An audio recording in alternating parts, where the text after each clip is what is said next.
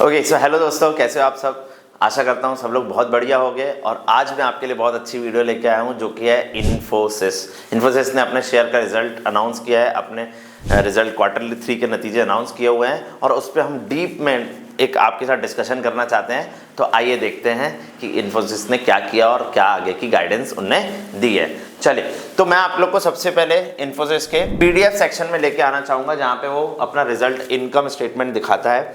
तो आपको मैं सबसे बता दूं कि इनकम मतलब इन्होंने बताया हुआ है कि रेवेन्यू, इनका रेवेन्यू मतलब सेल्स रेवेन्यू कितना है फाइनेंशियल ईयर 23 मतलब 1/4/2022 से 31/3/2023 यानी कि लास्ट ईयर तक रेवेन्यू कितना था 1,46,767 करोड़।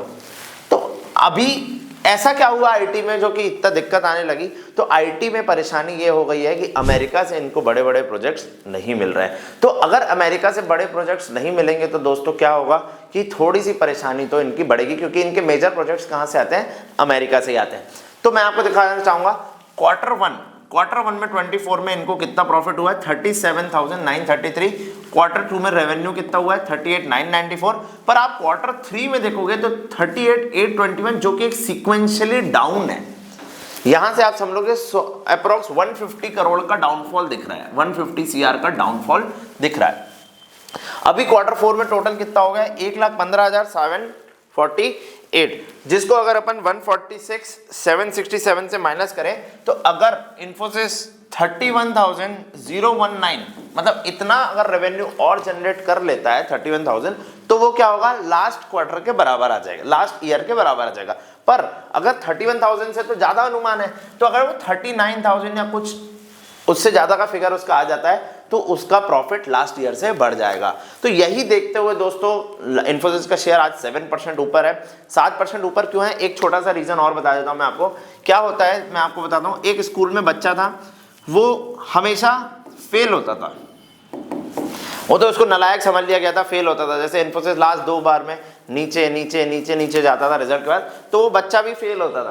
पर पहली बार अगर बच्चे ने एक एवरेज मार्क्स ले आए, एवरेज मतलब 40% मार्क्स ले आए, तो क्या आपके उसके पेरेंट्स खुश नहीं होंगे? बिल्कुल खुश होंगे।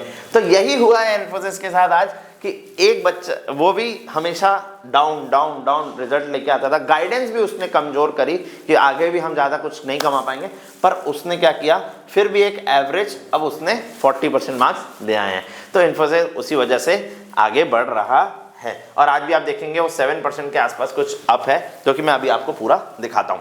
नीचे आते हैं, आप इधर देखेंगे मेरे साथ, तो मैं उसका प्रॉफिट पे आपका थोड़ा सा डिस्कशन करना चाहूंगा। अभी उसका प्रॉफिट कितना आ रहा है ये देखिए, net profit after all adjustments, ये इसने दिया net profit after all adjustments. तो क्वार्टर 1 में इसका था 5,945, क्वार्टर 2 में आया था 6,212 एंड क्वार्टर 3 में 6,106 करोड़, जो कि 7% डाउन, जो कि आप सारे रिपोर्ट्स में देख रहे होगे। इन्फोसिस का प्रॉफिट 7% गिरा, तो ये आप देख रहे होगे ये प्रॉफिट गिरा।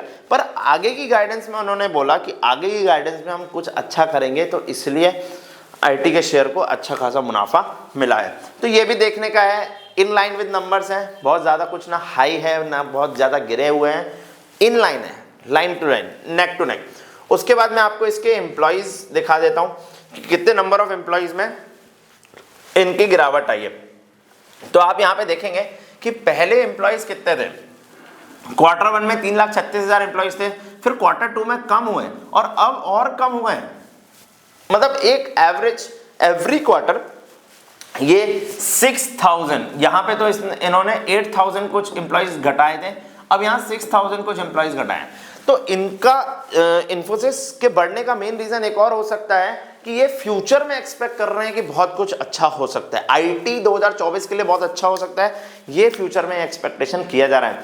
तो 2024 में आपको आईटी में मैं आपको एक सजेशन दूंगा, आईटी में आपको शॉर्ट पोजीशंस नहीं बनानी है, आईटी में सिर्फ आप लॉन्ग पोजीशंस बनाओ, शॉर्ट पोजीशंस आपको नहीं बनानी है। तो दोस्तों ध्यान से अगर आप देखेंगे तो इन्फोसिस कितना ऊपर है 7%, 7.78%, जो कि 8% पूरा ऊपर है। 8% ये आईटी शेयर आज के दिन में, जो कि आज डेट कौन सी है 12 जनवरी की डेट है, 8% भागा हुआ है। और 8% ऊपर होने की वजह से क्या है, इन्फोसिस में आग लग गई है। तो आपको मैं क्लियर इंडिकेशन देता हूं कि इन्फोसिस में बैड रिजल्ट आने के बाद भी 7% भाग रहा है, तो आप ये देख रहे हो कि आईटी अभी कितना ऊपर जाने के लिए तैयार है। तो आईटी में आपको पैसा जरूर लगाना है। फ्यूचर गाइडेंस उसकी अभी अपन देख लेते हैं। फ्यूचर गाइडेंस क्या है? पहले फाइनेंशियल ईयर 24 के सेकेंड क्वार्टर में जो गिरा था उसका रीजन था क्या? मेन था कि उन्होंने रेवेन्यू गाइडेंस बनाया था 1 से 2.5% का एक रेवेन्यू गाइडेंस बनाया था, पर अभी उन्होंने थोड़ा सा बोल दिया है कि चलो यार 1.5% तो एटलीस्ट हो ही जाएगा। तो ऐसा दिख रहा है कि इसके अनुमान से दिख रहा है कि आईटी थोड़ा थोड़ा स्ट्रांग हो रहा है। 1.5 से 2% की अनुमान उन्होंने लगा के रखी है कि 1.5 से 2% तो एटलीस्ट आ ही जाएगा। तो रेवेन्यू गाइडेंस में इनको अच्छा हुआ है। रेवेन्यू गाइडेंस मतलब फ्यूचर में इन्होंने सोचा है कि अच्छे खासे इनको प्रोजेक्ट्स मिलेंगे, तो उसके कारण ये बढ़ने की कगार पे है। तो दोस्तों आज मैं आपसे एक चीज पूछना चाहूंगा, क्या कल इन्फोसिस में आखिरी के 3 मिनट आपने ट्रैक किया था? अगर नहीं किया था तो आइए मैं आपको एक चीज बहुत ही अच्छी बताने जा रहा हूँ। तो क्या हुआ था लास्ट के 3 मिनट में? पूरा दिन इन्फोसिस एक साइडवे जोन पे पैटर्न में बनता रहा और लास्ट के मिनट तक कुछ भी नहीं हुआ। लास्ट मिनट तक कुछ भी नहीं हुआ, पर आखिरी के 2 से 3 मिनट में एक ऐसी कैंडल बनती है इन्फोसिस में जो कि उसके इतिहास की बहुत बड़ी कैंडल है, जो कि 30 पॉइंट्स की एक कैंडल थी। 30 पॉइंट्स की एक कैंडल थी। तो मैं ये पूछना चाहूंगा कि क्या इन्फोसिस का रिजल्ट लीक हुआ था? बहुत बड़ा सवाल पूछ रहा हूं कि क्या इन्फोसिस का रिजल्ट लीक हुआ था? कैसे ये 30 पॉइंट्स की, किसने खरीदा? कौन है ये व्यक्ति जो खरीद के बैठा है और उसको पता था कि ये गैप अप आएगा? कौन व्यक्ति है? तो ये जो है, ये इस पे आपको सेबी पे एक लेटर लिखना चाहिए और सेबी को इसकी जांच करनी चाहिए कि ये क्यों हुआ है। ऐसा होना नहीं चाहिए, क्योंकि एक नॉर्मल इन्वेस्टर भी इसमें ट्रैप हो सकता है। तो आपको हमेशा इस पॉइंट पे मुद्दा उठाना चाहिए और ध्यान देके नीचे बताइए कमेंट में कि क्या आपने इन्फोसिस में ट्रेड लिया था और क्या हुआ आपके ट्रेड का, क्योंकि इन लोगों की वजह से ही एक नॉर्मल इंसान लॉस करता है। तो ऐसा नहीं होना चाहिए दोस्तों, इस चीज में सेबी की नजर आनी चाहिए। तो थैंक यू दोस्तों। आप अगर ये वीडियो अच्छा लगा तो आप सब्सक्राइब कर सकते हैं चैनल को, और अगर आपको ऐसे मोर वीडियोस चाहिए तो आप इस चैनल को सब्सक्राइब कर लीजिए। बट इस चीज़ के लिए आप मेरे को कमेंट करके बताइए कि ऐसा क्या हुआ था कि ये एकदम से इतनी बड़ी कैंडल बनी और आज भी वो ऊपर जा रहा है।